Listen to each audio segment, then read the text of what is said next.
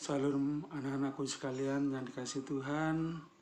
Sebelum kita melaksanakan aktivitas kita di hari ini, kita akan mendasari dengan kebenaran firman Tuhan, sehingga hidup kita dipimpin, dikuasai oleh firman Tuhan. Namun sebelum kita merenungkan firman Tuhan, mari kita terlebih dahulu berdoa, memohon pimpinan dari Tuhan.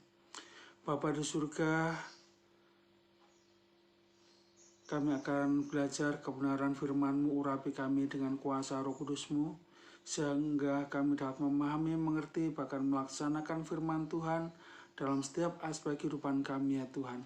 Sehingga hidup kami dipimpin, dikuasai oleh firman-Mu ya Tuhan. Terima kasih Tuhan. Dalam nama Tuhan Yesus kami berdoa, haleluya, amin.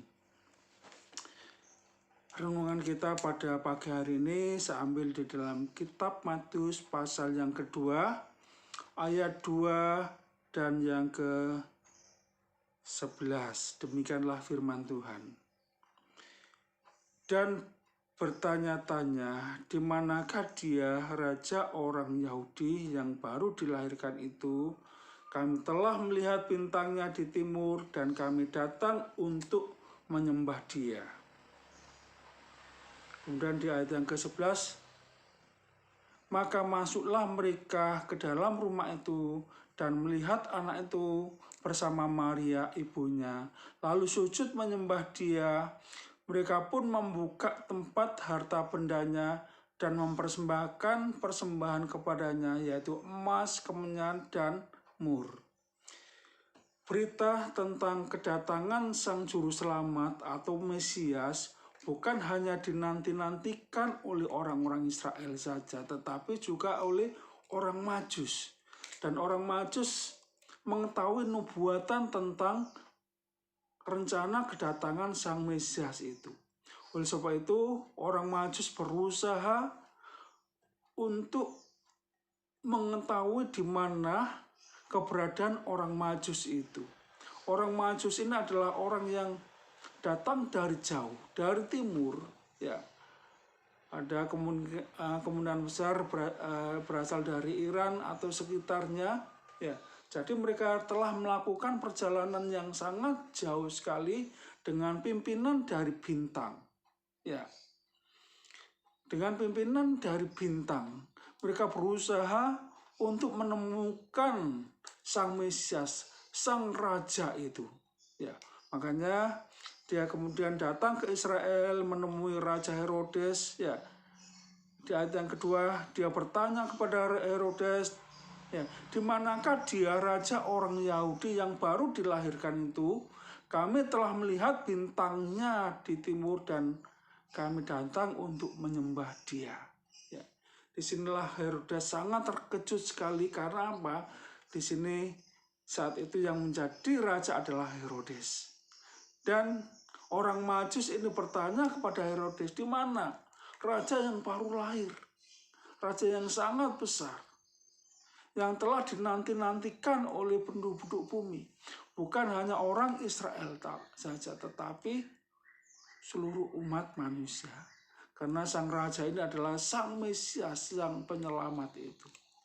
Dan Sang Mesias ini juga dinanti-nantikan oleh orang Israel.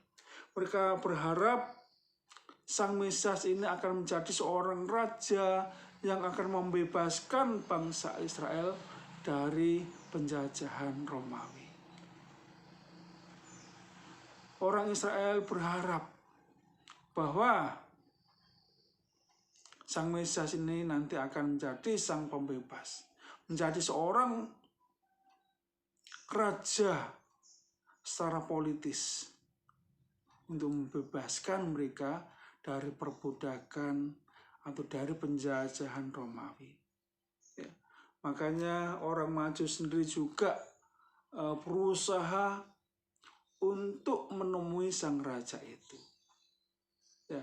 Dan pada akhirnya melalui pimpinan dari Tuhan, melalui bintang ini, ya,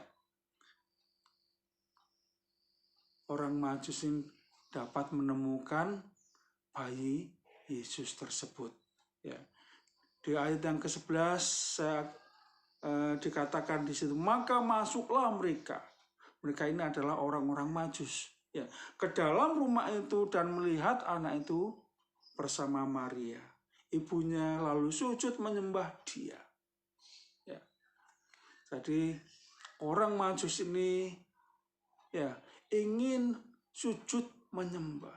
Kenapa? Ini adalah satu pengakuan dari orang Majus ini bahwa bayi itu adalah seorang raja. Bukan hanya akan menjadi raja, tapi dari sikap orang Majus ini, ya, bahwa bayi Yesus itu adalah seorang raja. Ya, makanya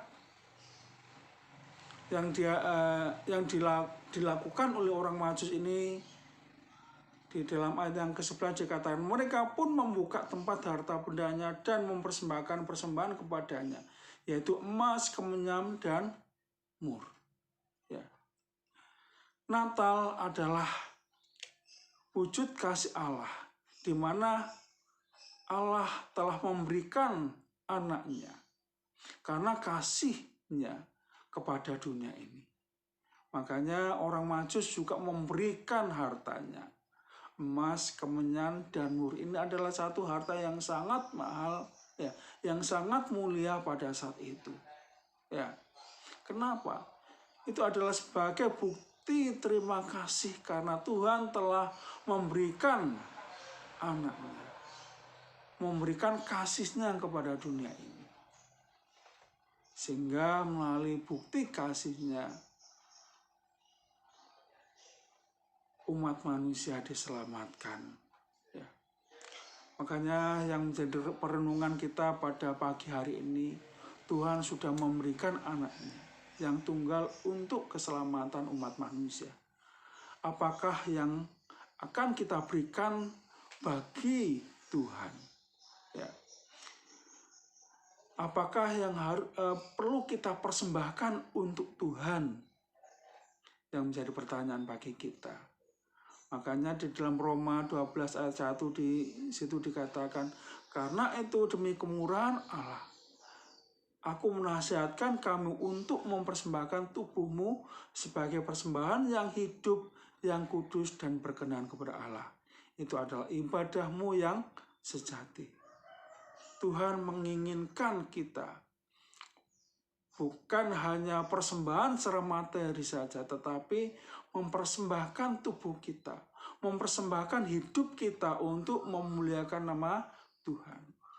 Tuhan datang ke dalam dunia ini untuk menyelamatkan umat manusia.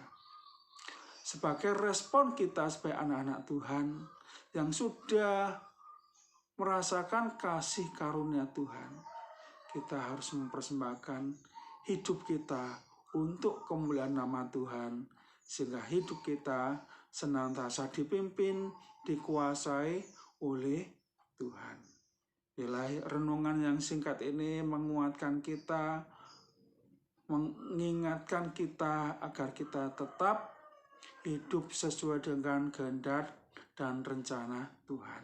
Amin. Mari kita berdoa.